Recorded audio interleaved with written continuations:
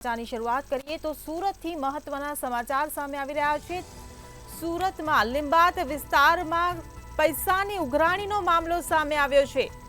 તો દુકાનદારોને ધમકાવી પૈસાની ઉઘરાણી કરી હતી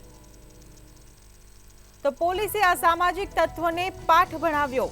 તો સુરતથી આ સમાચાર મળી રહ્યા છે। આરોપી સૌરભ કાલિયાએ વેપારીને માર માર્યો હતો। तो दुकान में घुसी तलवार बतावी खंडणी मांगी हती। तो सूरत आ समाचार मळी रह्या छे। पोलीसे सौरभ कालियानी धरपकड़ करी हती के जेने तलवार बतावी पैसानी उघराणी करी हती। पोलीसे आरोपी सौरभनु सरघस काढ्यो हतो। पोलीसे असामाजिक तत्वोने पाठ भणाववा माटे जाहेरमां सरघस काढ्यो हतो। आरोपी सौरभ कालियाए वेपारीने मार पण मार्यो हतो ने तलवार बतावीने खंडणी मांगी हती। ત્યારે તલવાર બતાવી પૈસા ઉઘરાણીનો આ મામલો સામે આવ્યો છે। સુરત પોલીસે એક્શન લીધું છે। લીંબાત વિસ્તારમાં પૈસાની ઉઘરાણી કરવામાં આવી હતી, જેને લઈને પોલીસે કાર્યવાહી શરૂ કરી છે। દુકાનદારોને ધમકાવીને તલવાર બતાવીને પૈસાની ખંડણી માંગી હતી, ત્યારે પોલીસે અસામાજિક તત્વોને પાઠ ભણાવ્યા છે। લીંબાયત પોલીસ સ્ટેશન ખાતે એક વ્યક્તિએ આવીને ફરિયાદ નોંધાવી હતી કે ગઈ તારીખ 9ના એક વ્યક્તિએ સવારના સમયે એની કરિયાણાની દુકાનમાં આવી અને એને ધમકી આપી હતી। આ વ્યક્તિ સૌરવ ઉર્ફે કાલિયા છે, જે શાંતિનગર વિસ્તારમાં રહે છે। એ વ્યક્તિએ જે સૌરવ ઉર્ફે કાલિયા છે એ તલવાર લઈને આવ્યો હતો અને એણે જે કરિયાણાની દુકાનના માલિક છે એને ધમકી આપી હતી કે એને 2000 રૂપિયા આપી દે। જે બાબતે બંને વચ્ચે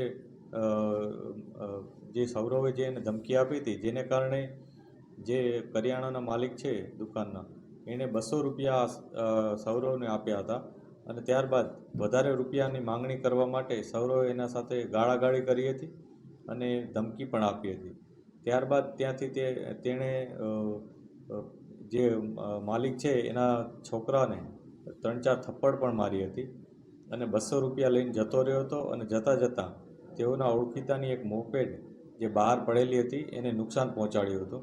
જે અનુસંધાને પોલીસે જે આરોપી છે એના વિરુદ્ધ આઈપીસીની 384, 323, 427 વગેરે મુજબની કલમોનો ઉમેરો કરી અને ગુનો દાખલ કર્યો છે।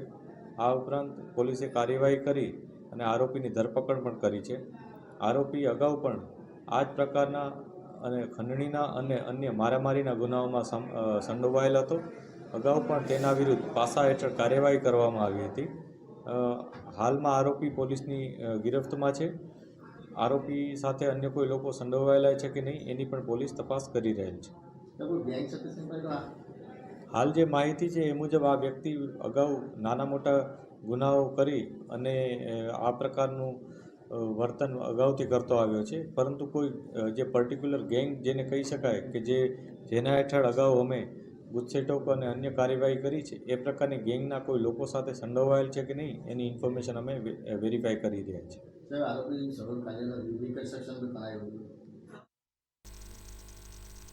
તો દુકાનમાં ઘૂસી તલવાર બતાવી પૈસાની ખંડણી માંગવાનો મામલો સામે આવ્યો છે, જેમાં સુરત પોલીસે કાર્યવાહી હાથ ધરી છે। પોલીસે આરોપીને ઝડપી ગામમાં સરઘસ કાઢ્યું હતું। પોલીસે અસામાજિક તત્વોને પાઠ ભણાવ્યો છે। તો આરોપી અગાઉ પણ નાના મોટા ગુનાઓ કર્યા હોવાનો પોલીસ તપાસમાં ખુલાસો થયો છે। વધુમાં કોની સંડોવણી છે તેની તપાસ ચાલી રહી છે।